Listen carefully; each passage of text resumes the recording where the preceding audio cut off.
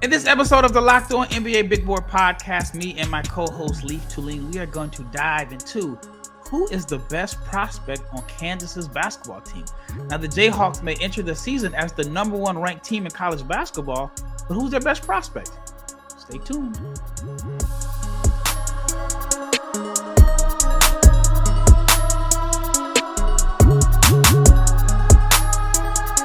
Big shout out to each and every person that has made the Locked On NBA Big Board Podcast your first listen of the day. I'm your host, Rafael Barlowe, the director of scouting for NBA Big Board, and my co-host for today is Leif Thulin, the guy that watches more college basketball than anyone I know. And I know a lot of people that watch college basketball, but Leif eats, sleeps, and breathes college basketball, so that's why he's on today to talk about this Kansas basketball team. But before we get started, I want to let you know that this episode is brought to you by FanDuel, and you can start the season with a big return on FanDuel.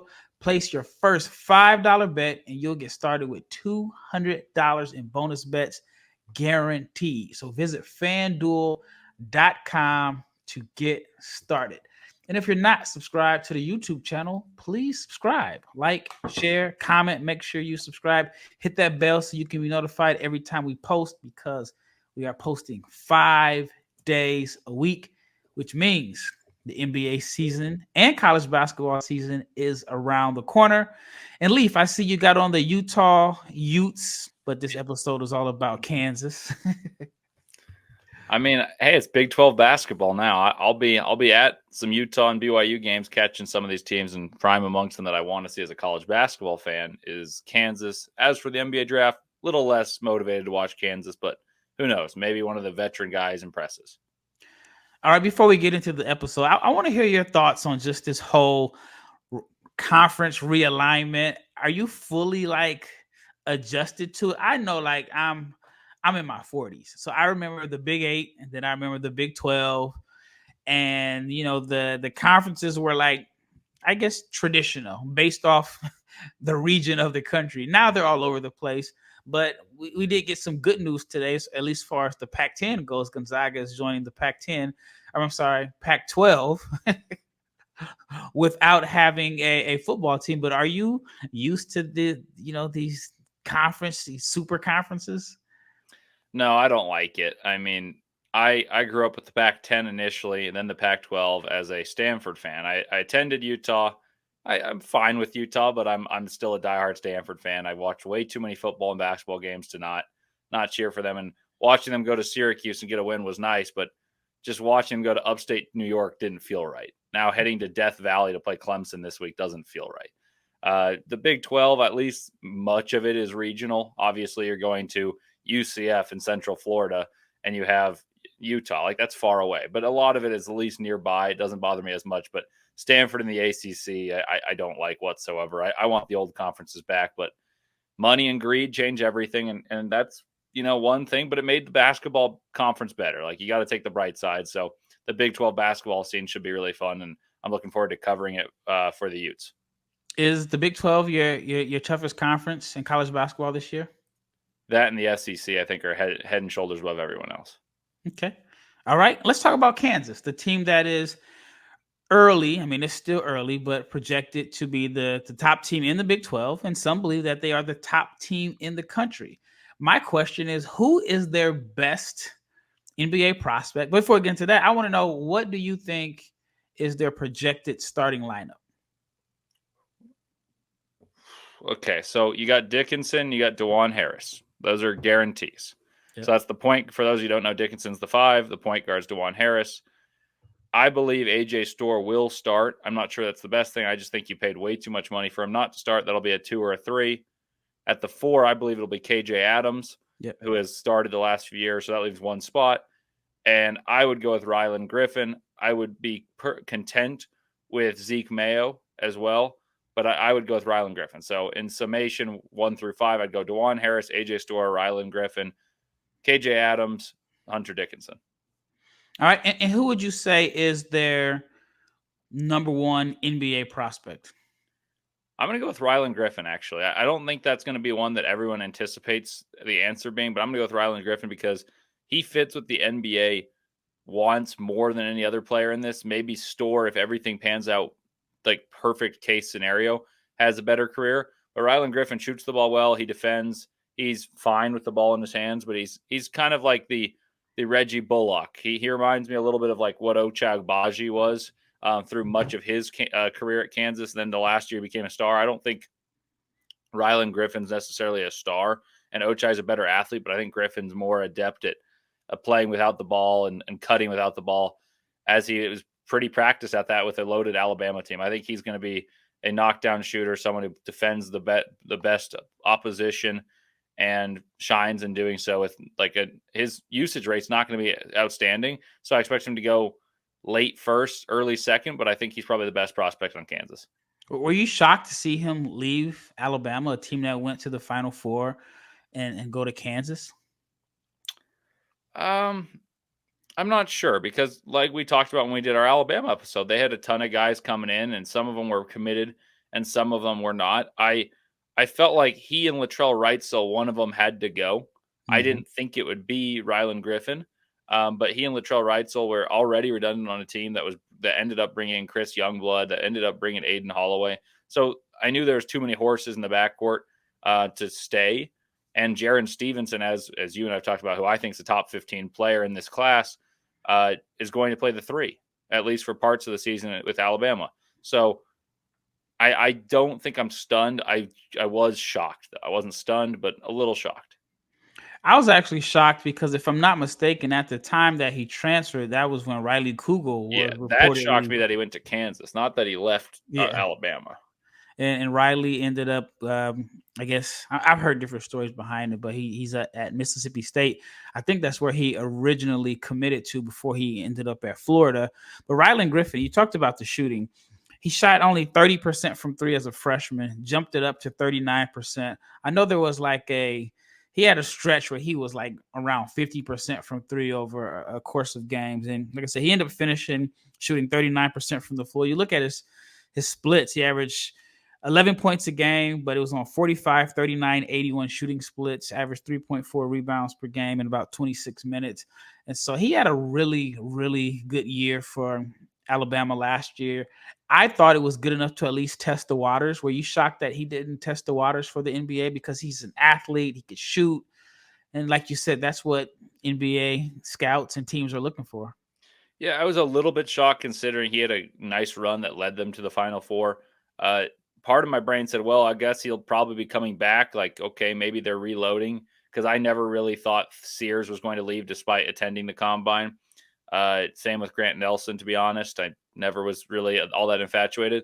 But then when he quickly made up his mind to go to Kansas, I was like, man, that's interesting to switch. If you're going to transfer, you might as well put your name in the portal, see if you have a great week, because you can elevate yourself into a first-round pick if you shoot well. Like we saw Ben Shepherd, who actually looks like a pretty good pick at 26 for the Pacers.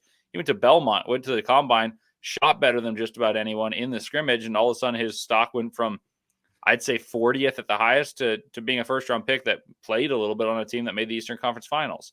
And so in that sense, yes, but I was mostly just shocked at the haste with which he chose Kansas after Riley Kugel had already committed to Kansas.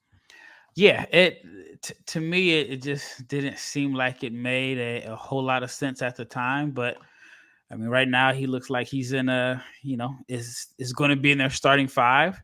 Kansas is going to be the number 1 team. So I'd love to see like an Alabama Kansas matchup. I think that'd be pretty interesting, not just from the game perspective, but like from the game within the game. All right. When we return, we're going to talk about Hunter Dickinson, a guy that seems like he's been in college basketball forever. Like, I mean, was he Trey Burke's starting center back when Michigan went to the Final Four? That was Mitch McGarry, but I get the drift. All right. When we return, we'll talk about Hunter Dickinson. But before we get into the second segment, let's talk about FanDuel. Because if you are an NFL fan, I got some news for you. You can start the season with a big return on FanDuel, which is America's #1 sports book. So when you get a hunch in the middle of the game, you can check out the latest stats. You can view live play-by-play and so much more, all on the same page where you place your bets. You'll get started with $200 in bonus bets, guaranteed. All you have to do is place your first $5 bet, and that is on FanDuel.com, which is America's #1 sportsbook. Once again, thank you for making the Locked On NBA Big Board podcast your first listen of the day. Now, check out the Locked On NBA podcast because there is no offseason in the NBA, and Locked On NBA provides daily basketball analysis from national and the local experts. And you get it in 30 minutes or less, and no one keeps you as informed or as entertained as Locked On NBA. It is available on YouTube or wherever you get your podcast. It is part of the Locked On Podcast Network, your team every day. All right, let's talk about Hunter Dickinson. So I had this debate with an agent. I want to say it was probably back in like April or May. And he mentioned that Hunter Dickinson is an efficient scorer. He can shoot the three. And why hasn't he received like the same love as some other, centers? Like, for example, this guy was anti Zach Edey. He didn't think Zach Edey was worthy of a first round pick. He thought the game had passed him. But then he also said, if Zach Edey is a first round pick, then why isn't Hunter Dickinson on draft boards? Why is he considered at least a mid-second round pick? And he mentioned that he thought Hunter was a better shooter and probably could space the floor in the NBA a little bit better, and thought that there were more guys in the NBA comparable to Hunter than Zach Edey. What are your thoughts on that? I don't necessarily disagree with that logic of saying there are more players similar to Hunter than Edey, because Edey is enormous and actually a pretty good athlete. I think that speaks more highly to Edey's rarity than it does Hunter's ability. The reason Hunter has been productive, a double-double guy for 4 straight years, and not in the NBA discussion is because he's one of the worst defenders in college basketball. and he's got boatloads of talent around him. Like, he played last year with Kevin McCullough. Granted, McCullough got hurt. And Dajuan Harris the year before was the defensive player of the year in the conference. And then you have KJ Adams, who's a tier 1 athlete in college basketball. And yet Kansas's defense regressed significantly after adding him as a player and losing Jalen Wilson, who was high octane usage guy, who was a good defender, but nothing special. Well, they bring in a lot of players. They bring in extra size. Kansas is supposed to be one of the best teams in the country last year. Hunter Dickinson's defense, I think, limited their upside. But I'm not saying it's from the college basketball perspective. It's just, you look at those players that are similar archetypes to Hunter Dickinson in the NBA. How successful are they right now? And how long will they be in the NBA? There's not that many. And that's why Edey's even more rare, because Edey has a chance to actually be a good defender because he's got absolutely game-changing size. Edey has a chance to be a really good offensive player because he's got good hands, good finishing ability around the rim, and he runs better than Dickinson too at 7'4". So I think that's more of an Edey thing, and I'll be the first to admit I wasn't that high in Edey. That said, I watched him firsthand at the Combine and in Summer League, and I quickly was able to realize, like, he's better than I had anticipated from watching on a TV screen. Like, he moved fast, and he was shaking the earth while he was running, but he was running hard and shooting with decent touch. I don't really even care about the shot, but I realized the reason that people were falling in love with Edey was because of how rare of an athlete he was. And you just can't really see that on TV. You had to see that one in person, for me at least. So with Dickinson, do you think there's anything that he can show? Because offensively, I mean, like you said, double doubles like 18 and 11 or something like that last year, or pretty close to it. Do you think there's anything that he can show on the defensive end to get himself in at least the NBA draft discussions?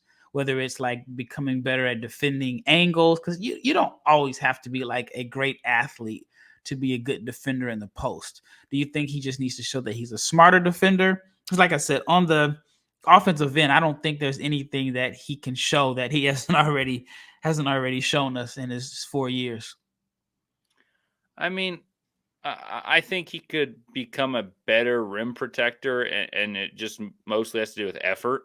But I don't think he's ever going to sell NBA evaluators on his ability to guard pick and roll. That's his issue. Yeah, he'd have to become so much better at defending pick and roll. But I think what's actually more likely to happen is Bill Self changes the coverage to make it better for him, as opposed to him getting better laterally and vertically. Like he is ground bound. He blocks a few shots because he's 7'2" and he's big. He's not a not smart guy. Like, he knows what he's supposed to be doing. He just it's not there in terms of the lateral foot speed. And I don't think defensively he's going to put forth the same effort he puts forth offensively. And he puts a ton of effort in offensively. I just think the fitness level probably doesn't allow him to put that same effort forth defensively. All right, what do you say to the old school college basketball fan that looks at the stats and they see here's a guy that averaged 17.9 points, 10.9 rebounds, shot roughly 55% from the floor, and averaged 1.4 blocks per game, which is on par with the 1.5 blocks per game he's averaged over his career, which is like 127 games. And to see him not on NBA radars or mock drafts, what do you say to that person? I've had this conversation before. I remember having this argument about Armando Bacot, and this guy was just arguing me up and down like he's too good, he's too productive to not be an NBA player. Well, in that case, I don't know what he was watching, because Bacot I don't think was even close. But it's the old mind where, like back, 20 years ago, if you were big and you averaged those type of numbers, you could have been a lottery pick just because the game was more suited towards that, I guess, old school bruiser, back to the basket type player. See, what I'll say is I love college basketball more than just about anyone, and I want all these guys who are stars of college basketball to succeed because it makes college basketball and being there for 4 years a more feasible route. That said, there's a reason he's still there as opposed to the NBA, even though he was really good right off the jump as a freshman. He hasn't improved defensively, and offensively, I don't think his leaps have been big enough in the way that Zach Edey's leaps took enormous strides, and he got better athletically. I don't think Dickinson can get better athletically, and that's his biggest impediment from being on an NBA roster. Same way Armando Bacot. To me, he was the most overrated player in college basketball the last 2 years. And I'm not saying that to be rude to Armando Bacot. He played well at times for Carolina, but like, what did he do at an NBA level? Nothing. He didn't shoot well. He rebounds well, but he does so against guys that are smaller than him. If someone was his own size, he didn't have the same impact. He's not a good defender, and he's not a good finisher or shooter. He got better at those things, but he didn't max it out. Like, there was a reason he wasn't even a first-team All-American in his last 2 years as a college player. So why would you believe that he'd be an NBA player for Bacot? I think Dickinson's closer because he can shoot the ball, but I just don't think he'll be able to convince scouts that his athleticism will allow him to play in the NBA. If you had to rank Dickinson as far as Kansas's NBA prospects, we got Rylan Griffen number 1. Where would you rank Dickinson? And we're talking not just this year. We talk about long term. If there's some guys on the roster that may not play as much this year, long term, where would you rank him? So I got Rylan Griffen 1. I mean, I would probably put AJ Storr ahead of him. I'm not sure exactly where I'd put him. I mean, they had Elmarco Jackson, and I don't really think he's that great, and we've disagreed about this before, but I think he's got a better chance of figuring his thing out than Dickinson does because he's younger and far more athletic. Dajuan Harris is not an NBA. I think patella.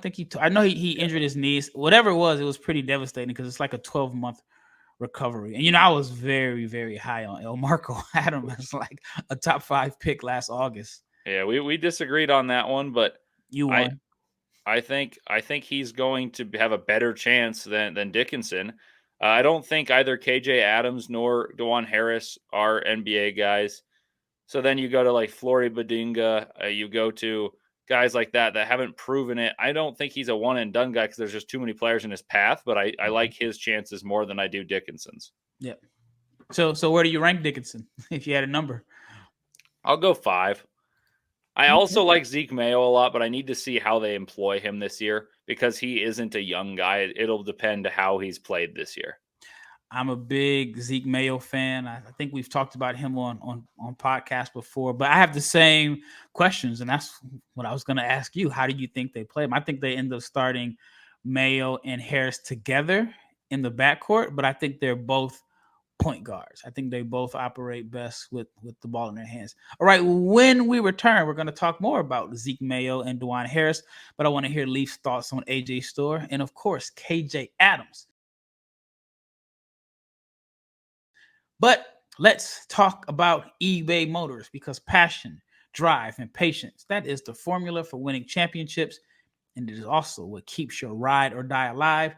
eBay Motors has everything you need to maintain your vehicle and to level it up to peak performance, whether it's superchargers, roof racks, exhaust kits, LED headlights, and more. Whether you're into speed, power, or style, eBay Motors has you covered. With over 122 million parts to choose from, you'll always find exactly what you are looking for. And with eBay's guaranteed fit, the part is guaranteed to fit your ride every time, or you will get your money back. Because with eBay Motors, you are burning rubber and not cash. And with all the parts you need and the prices you want, it is easy to make your car the MVP and bring home huge wins. So keep your ride or die alive at ebaymotors.com. Eligible items only, exclusions apply, and the eBay guaranteed fit is only available for U.S. customers. All right, last segment. We've got a few guys to cover here. Let's talk about Zeke Mayo and Dajuan Harris Jr. I think they're gonna end up starting together in the backcourt, and like I mentioned, I think they're both point guards and best with the ball in their hands. How do you see that group working together? Well, the biggest thing to me about Zeke Mayo is how much AJ Storr and his enormous contract that he signed essentially as a free agent mercenary to go to Kansas is played, and how much he's babied, because AJ Storr has been at 7 different schools in 7 years, both collegiately and in high school.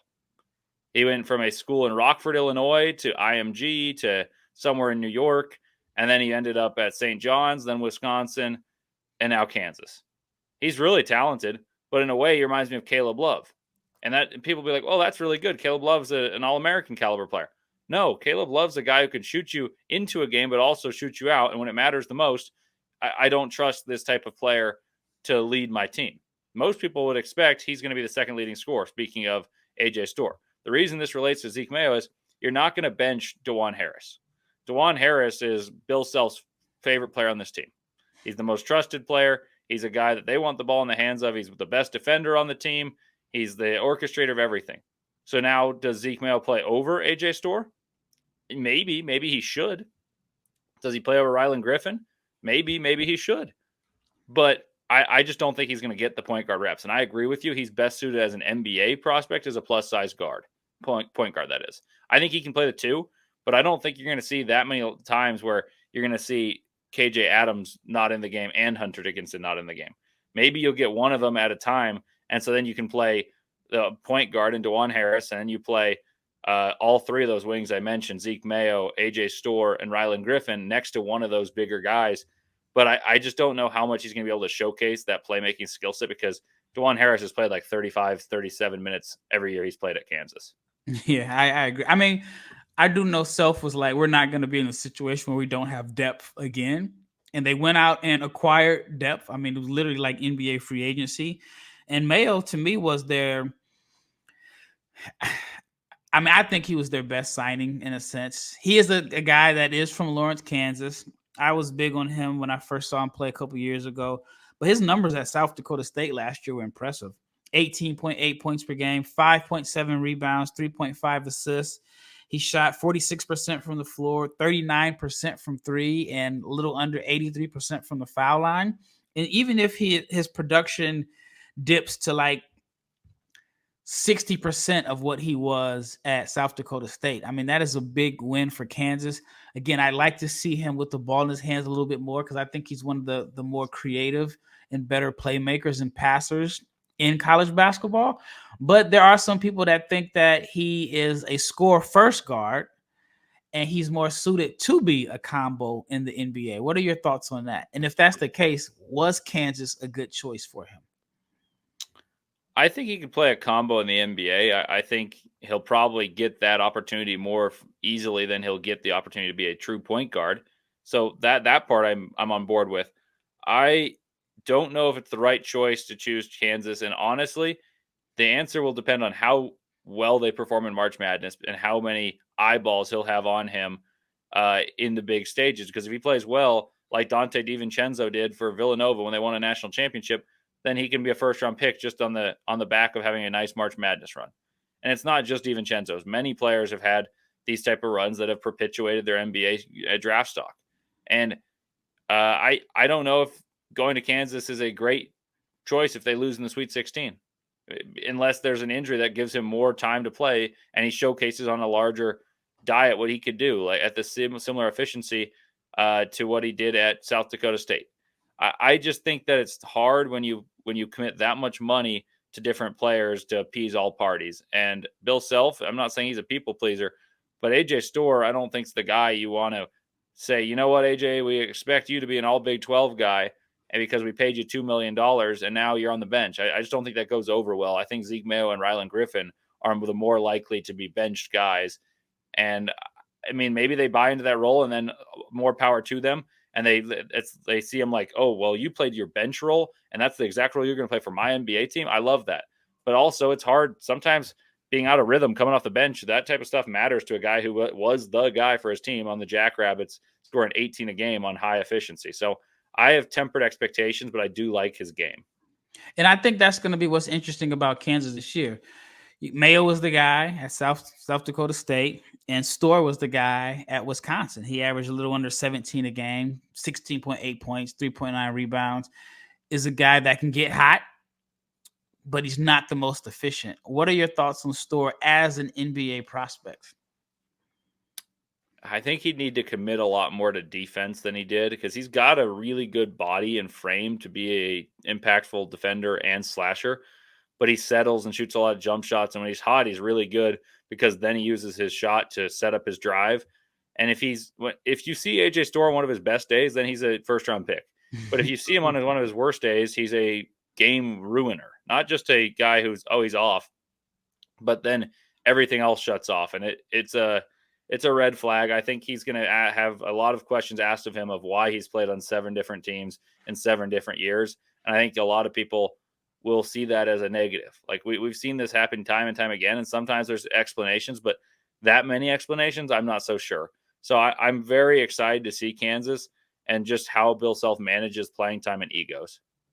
What's interesting about the journeyman role or title in a sense is that when you're in high school and college, when it's your choice and you move around a lot, it's held against you. But when you're in the NBA and you're moved around a lot, it's not always held against you in a sense. And so it's like, I get it. I mean, it is alarming. I would, if I were like an NBA team, kind of question like, all right, if things don't go your way, are you upset? Are you going to leave? But in this situation with Wisconsin, it was clearly, at least to my knowledge, it was financially motivated, which I think is a move that a lot of people would have made.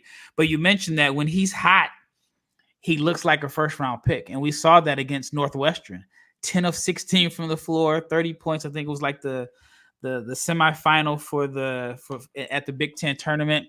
Followed it up the next game against Purdue, and he was 8 of 23, and 10 of his 23 shots were threes. So it's like feast or famine in a sense, which when I think of a feast or famine scorer, the first name that comes to mind is Caleb Love. And like you mentioned early, because Caleb Love can definitely win you a game if he's hot.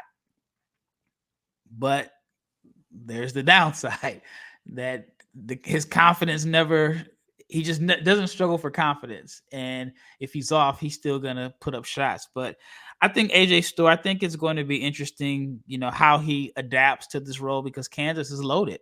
And his role, I imagine, is going to be scaled down. And how's it going to impact him? That's the question that I have. All right, I want to talk about KJ Adams. I live in Dallas. I've seen KJ, just playing high school ball from Austin. He's like, how tall do they have him listed at? 6'5"? I think he's listed at 6'7", but I saw him play from the third row against Gonzaga. And I'll tell you with absolute certainty that Anton Watson's significantly taller, and Anton Watson was overlisted in terms of his height. KJ Adams has like the shortest legs for someone as tall as he is that I've ever seen. He's built explosively, but he's not very long.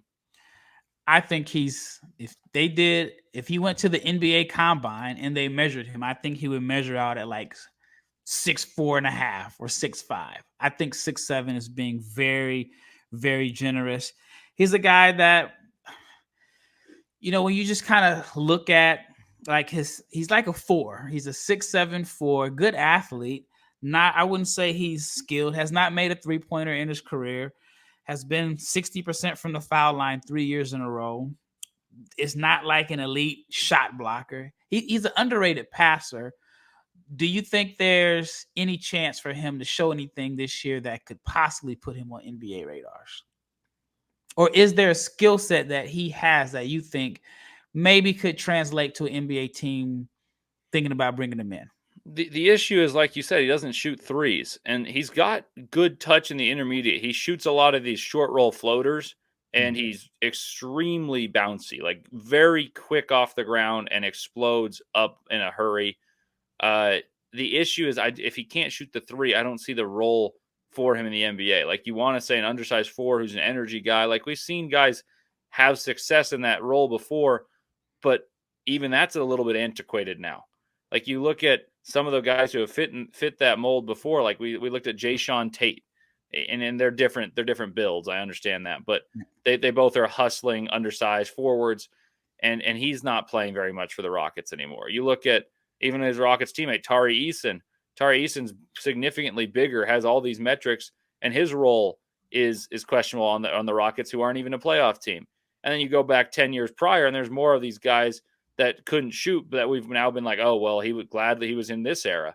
I don't know exactly how he'd play. Like, is that your 5 in the NBA, and you just have a huge surrounding cast? Like, I mean, the first 5 that comes to my head that's that short is like Chuck Hayes, and I understand they're not 1-to-1, but like, that just doesn't happen in the NBA. And so I don't think he's an NBA guy, but he's certainly an NBA athlete. Yeah, I think at the best opportunity for him is for a team that may like him as a switchy small ball 5 for, some crazy lineup, some wild card lineup. But I don't think he's an NBA prospect. I want to talk about in the last before we wrap up, I want to talk about their freshmen. So they have 2 freshmen. You mentioned one, Flory Budinga, and then Rakis Passmore. Do you think they have a chance of seeing any significant minutes? And do you think if they do see significant minutes, or even like limited minutes, do you think they can show enough flashes? Because, I mean, we've seen it in the past. Some freshmen are on like veteran college teams, and all they have to do is show some flashes, and they can sneak in the NBA draft. I mean, we saw one with, what's the kid's name for Denver? I can't think of his name right now. Not the same type of prospect. Kids playing for the Nuggets, went to UCLA, was playing behind Peyton Watson. Do you think there's any chance that these 2 freshmen can just show a little bit of flashes in limited minutes that could get themselves on draft boards? No, and the reason is not necessarily because it doesn't happen before. It's unprecedented. My reasoning is there are players that play behind the guys we mentioned at the outset that are still ahead of these guys in the depth chart. So if you're to look at like the flashes, I just don't think there's gonna be enough chances to have those flashes and build confidence. Like, Zach Clements was a guy who was highly recruited a few years ago, redshirted the last couple of years, and now he's probably going to play ahead of Flory Budinga, and he's going to play in the front court. So that's another roadblock. And we already talked about how KJ Adams might have to slap to play the 5 as well at times. And so now you have 3 guys ahead of a 5-star recruit. I just don't see the chance there. Now you look at Passmore. We already talked about how Zeke Mayo is not going to be able to play his preferred position. We've talked about how Rylan Griffen and AJ Storr, like, will have to babysit egos. I don't see a way in the world that he gets enough playing time to showcase the talent unless he's just that good and we don't know it. And he's beating them in practice. And to my knowledge, that's not the case. I feel like I would hear some of that.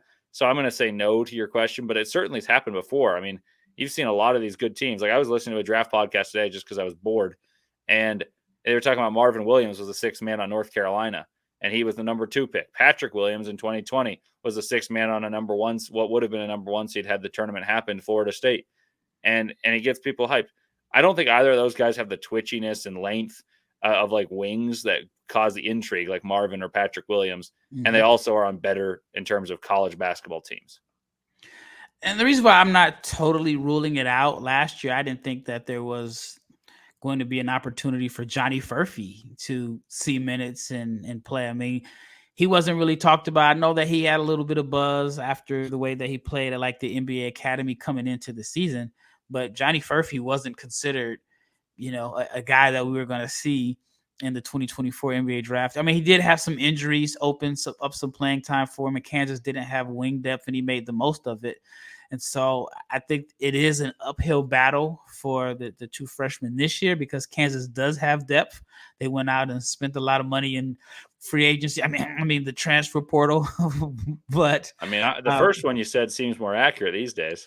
Yeah, and it's crazy is the guy that was like we said, the first guy that they reportedly signed is not there. So college basketball college sports period is just, we're just in a period of transition. We have to get used to it. Well, that wraps up this episode of the Locked On NBA Big Board podcast. Me and Leif, we just shared our thoughts on this Kansas Jayhawk roster because this Kansas team could end up the number one team in the country and may not have a player drafted. How crazy is that? And even if they do have a player drafted, I think right now it's unlikely based off the way things are looking right now, which, it's early, so it could be totally wrong, but they don't have a surefire first round pick or a surefire draft pick. What are your thoughts on Kansas? Who is Kansas' best NBA prospect in your opinion? Let us know.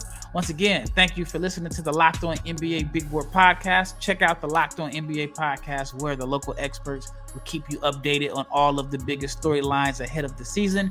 You can find Locked On NBA on YouTube or wherever you get your podcast. Signing off, this is Rafael Barlowe with Leif Thulin, and we are out of here.